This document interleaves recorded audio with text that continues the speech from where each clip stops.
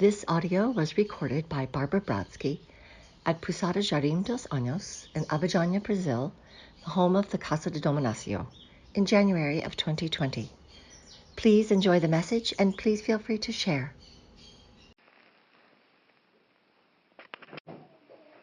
My blessings and love to you. I am out.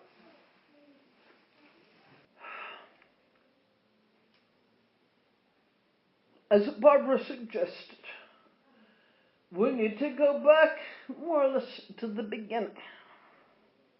Not there is this or that physical or emotional distortion, but what is my highest priority? What do I hold most dear in this lifetime? It could be something simple. Your child, your spouse, your dog, yourself.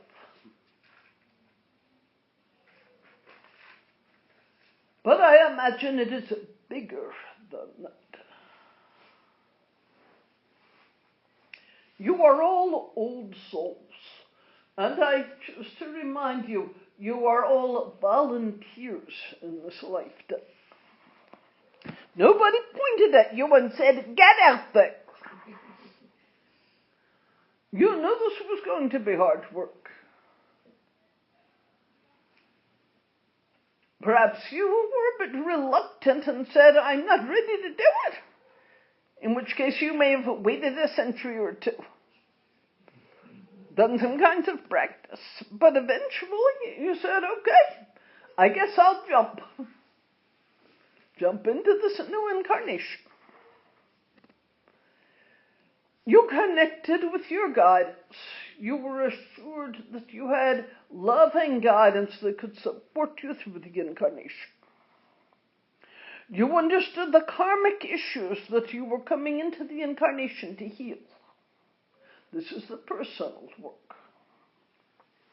And you understood the earth's progression into a higher density. And you had a deep commitment to support that. You understood that you could not teach love for all beings if you could not love yourself. So here the personal karma ran up against the universal. I choose to help support the earth into a transition to a higher vibration. A truly high vibration of love. And to do that, I'm willing to look at eons of old fear in which I judged myself, so despised myself even, felt incapable, felt unlovable. What did I get out of that? Perhaps fear of failure, perhaps that old patterning, I have to do it perfectly or not at all. You each have different kinds of karma and patterns. But you chose to come into the incarnation knowing that you were going to be required, that in so choosing, you were going to be required to do the work on yourself so that you were more the polished earth, ready to shine out its radiance and touch the world, releasing the tarnish of the world. Now here we get into the subtle area of non-duality. Those of you in the Dharma Path class will understand me immediately. Others may or may not get it right away, but I think that everybody here will get it if you reflect on it a bit.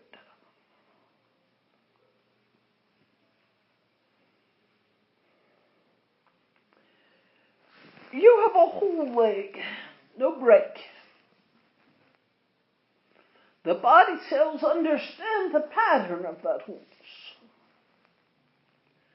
Then you fall and break your leg. The leg could not heal if there was no pattern for wholeness. The leg at some level has to know its wholeness before it can come to re-express that wholeness.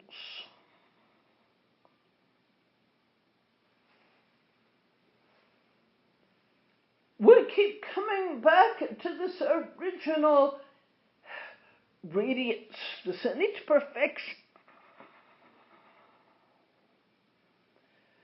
All of your bodies, physical, emotional, mental, and spirit bodies, all of them are reflection of this wholeness. But sometimes that's been pushed so far down that you can't get to it. When we speak of healing,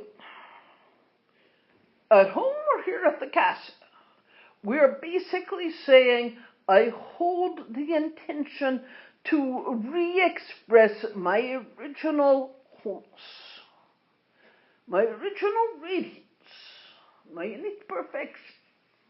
Why would you settle for less? Do you want to express distortion out into the world?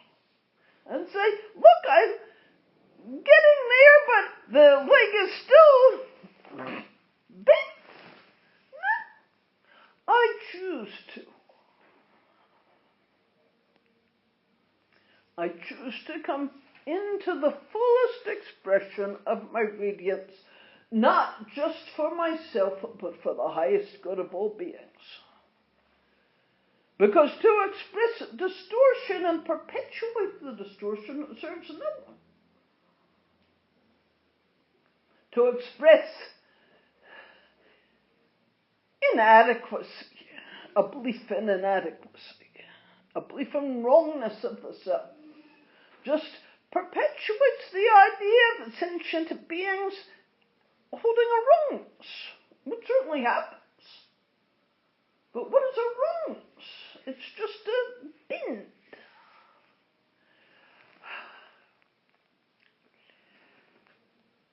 If I had a high beam flashlight, shine it out, the beam will seem to shine straight. Then I am in a boat and I shine it down, very clear water. The beam shines down until it hits the water and then it bends, because the water has a different density than the air. When you see that bend, you don't say, oh, something is broken there. You just say, the beam has hit a different kind of density. There is a seeming distortion. But truly there is no distortion. It's just a bend because it's hit a different density. You've all seen this, or at least most of you, in shining a light into the water. Whatever emotional, body or spirit distortions you are carrying, they are just the bend of the innate light that you are. That means there is nothing to fix. But where it hits a different density, you need to follow it and see how it becomes straight. Simultaneously bending and straight through.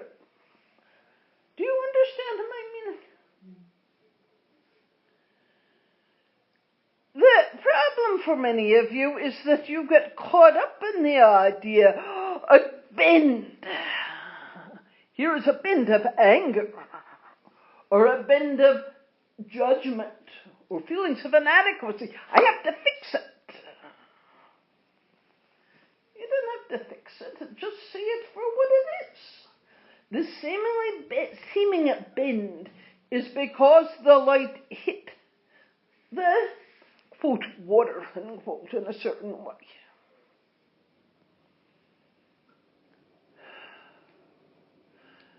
See where it is already straight, already perfect.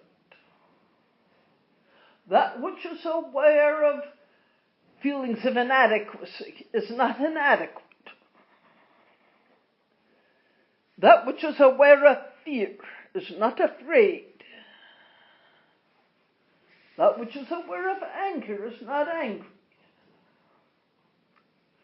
You cannot rest in that awareness with denial to the feelings of inadequacy or fear or anger. Nor do you need to fix those feelings. Just say, aha, this is just thinking. This is just a mental distortion that something is off-center.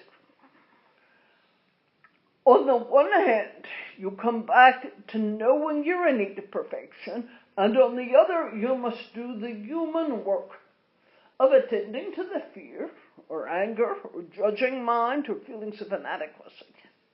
Learning how to polish it a bit, how to take care of it. In the Dharma Path class, we've been talking about the bridge. Relative reality on one side, ultimate reality on the other. From the position of ultimate reality, everything is already perfect. There's nothing to shift or change. From the perspective of relative reality, there is distortion. If you meditate yourself into a blissful space, the distortion seems to go away. But you cannot live in relative reality from that blissful space. You have to know it. You have to know, I am that. I am the divinity and love. But there's nothing to fix. If you get up onto the far side of the bridge into relative reality and lose track of the innate perfection, of the radiance, then you're just the ego fixer, trying to fix this and that. The casa, the work here at the casa gives you an opportunity to rest in the middle of the bridge. I love long silent meditation retreats. Many of you benefit a lot by a week or 10 days of sitting in complete silence, except for Barbara and my and John's talks. Hours and hours of meditation, and many of you having profound experiences of your innate radiance, of the unconditioned. But I love the periods here at the casa where, because of the high energy and your meditation, you can touch on that depth of true being, your true self. And yet, you're sitting at the table talking with people. You're working with daily life. All the inconveniences of daily life, like anger or impatience or feelings of unworthiness, come up. But the ultimate reality is so accessible that you have the opportunity to bring it together. This is the gift of these 2 weeks. It's fine, and I hope you will spend long periods in meditation. But also, I hope you will simply be mindful, sharing a meal with others, talking, watching any judging mind of the self or of others that comes up, watching any impatience that comes up, watching any irritation at physical pain in the body or physical limits. My favorite phrase, watching these things come up and feeling the self-identification with them, the 3 little words, is that so? Am I really this negativity? This negative thought has arisen out of conditions. It will pass. Who am I when I am not busy being the negative thoughts? Who am I when I am not busy being the aching body? What remains? But we do not turn our backs to the aching body or the tumultuous mind. we include it in the loving heart. And therein you find the ability to follow through, to know the true radiance, the awakened being that you are. To live that as best you can and with compassion for the human that falls short. Because as humans, you will fall short. Don't let that be an excuse saying, see, I knew I couldn't do it. Rather, allow yourself to say, I did well, and I still have a ways to go.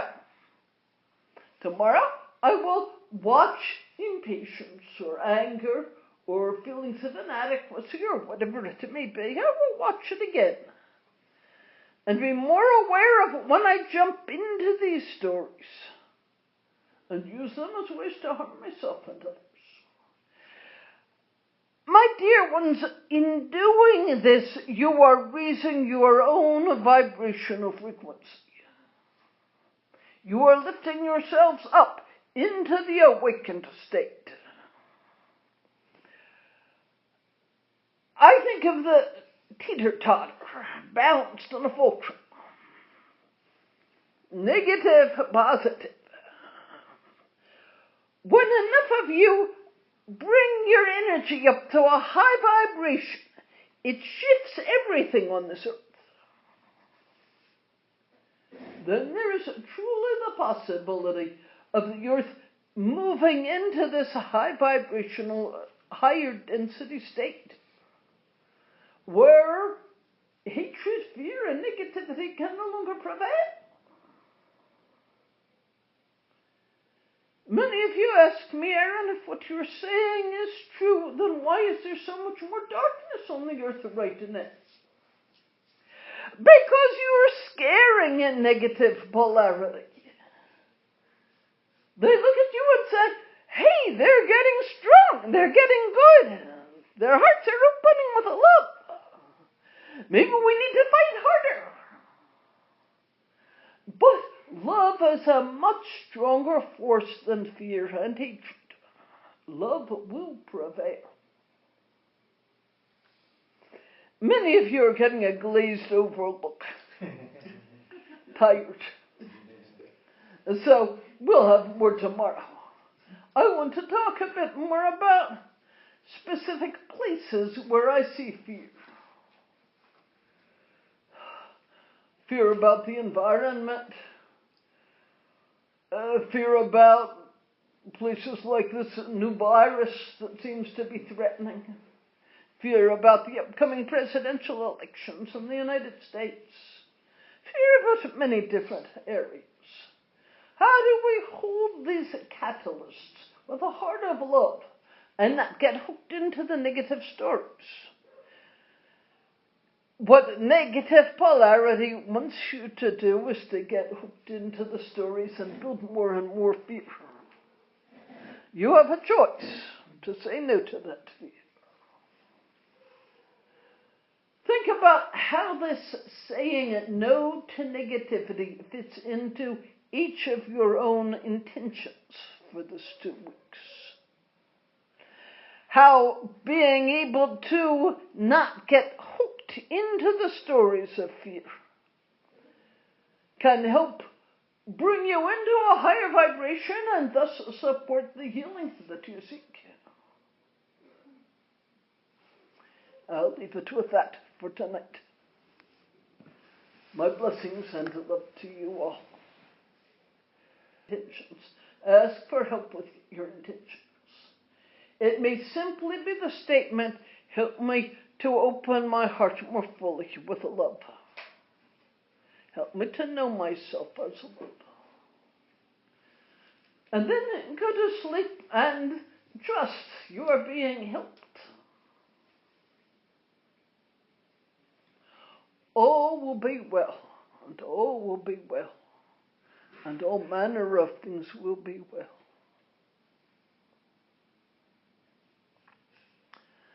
This is your capacity